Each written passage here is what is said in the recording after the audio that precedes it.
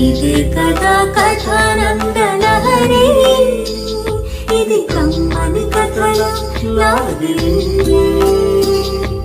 కమ్మని కథల లాహిరి, ఇది కమ్మని కథల లాహిరి. కథానందలహరి సభ్యులకు శ్రేయోభిలాషులకు మా నమస్కారం. నేటి కథ డెలివరీ. రచన సమర్పణ చిర్రావూరు మదన్ మోహన్.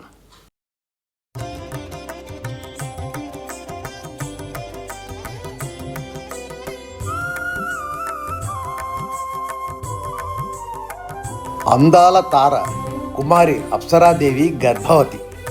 ఇంకో 6 నెలల్లో ప్రసవించనున్నది. జనవరి 1వ తారీఖున డాక్టర్లు డెలివరీకి డేట్ ఇచ్చేశారు అన్న సంచలన వార్త ఒక ప్రసిద్ధ సినీ పత్రికలో వెలువడింది. వార్తతో పాటు ఆమె పంచరంగుల ఫోటో కూడా ముద్రించబడింది. అది చూసిన అందరు అభిమానులు, సినీ ప్రముఖులు, నిర్మాతలు, దర్శకులు ఆశ్చర్యం, ఆవేదన పొందారు. ఆమెతో భవిష్యత్తులో చేపట్టబోతున్న తమ సినీ నిర్మాణాలకు అంతరాయం కలగబోతుందన్న ఆలోచన వారిలో ఆవేదనను సృష్టించింది. అందాల తార కుమారి అప్సరాదేవి సినీ రంగానికి పరిచయమైన అనతి కాలంలోనే అగ్రతారగా మారింది. తెలుగు, తమిళ, మలయాళ, కన్నడ సినీ రంగాలే కాక ఉత్తర భారతదేశ హిందీ సినీ రంగంలో కూడా సంచలనం సృష్టించింది. ఇప్పుడు అందరూ ఆమె డేట్ల కోసం తాపత్రయపడుతున్నారు, ఎగబడుతున్నారు. ఇంతలో ఈ వార్త. అసలు ఏం జరిగిందంటే, ఆ మధ్య కుమారి అప్సరాదేవికి ఆరోగ్యం బాగుండనప్పుడు డాక్టర్ ఆనంద్ని సంప్రదించింది. ఆనంద్ అమెరికాలో చదివి ఇండియాలో ఓ పెద్ద కార్పొరేట్ హాస్పిటల్ని స్థాపించిన యువ డాక్టర్.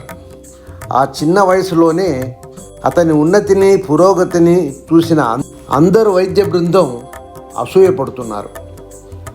5 అంతస్తుల వైద్యశాల, 30 మంది పేరు మోసిన డాక్టర్లు, 15 ఆపరేషన్ థియేటర్లు, 3 ఐసీయూలు, బయటి సర్జన్లు ఓ 30 మంది రోజు వచ్చి అక్కడ ఆపరేషన్లు చేస్తూ ఉంటారు.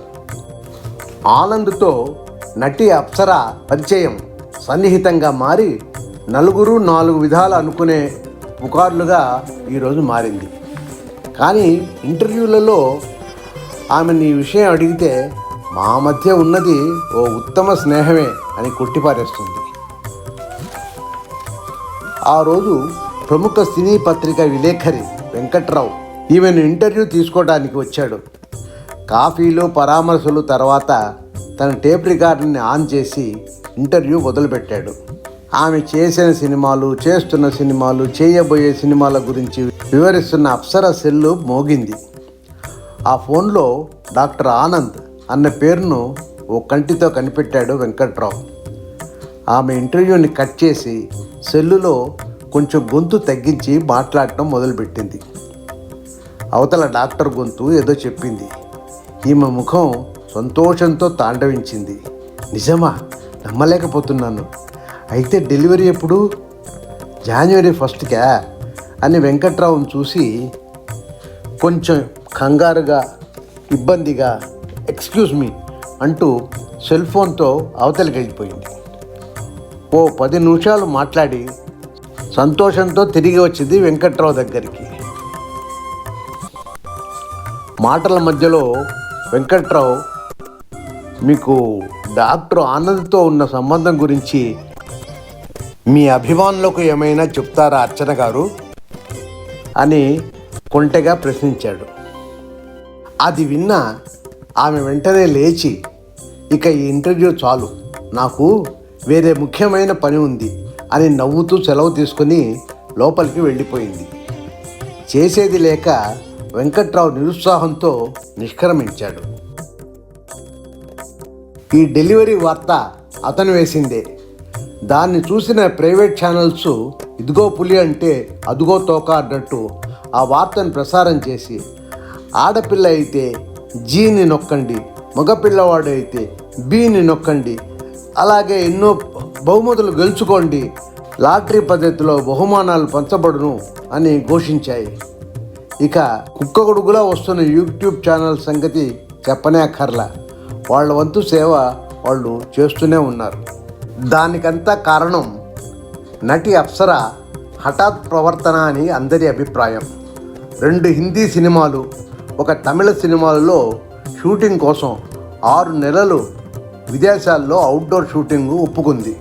ఇక్కడి తెలుగు నిర్మాతలకు, దర్శకులకు 6 నెలల తర్వాత వచ్చి కలవండి అని నిర్ముఖమాటంగా చెప్పేసింది.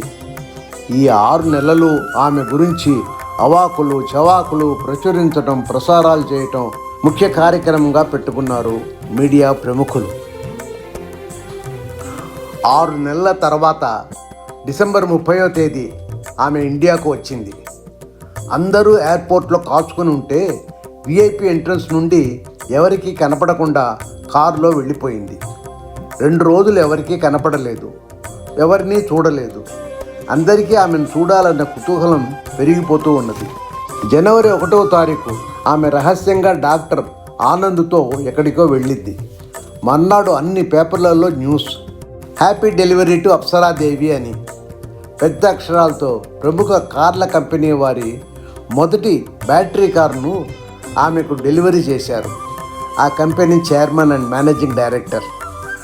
అతనితో కారు కీ తీసుకుంటున్న ఫోటోలో అప్సరా, ఆనందులు నవ్వుతూ నుంచొని ఉన్నారు. నేటి కథ డెలివరీ. రచన సమర్పణ చిర్రావూరు మదన్ మోహన్.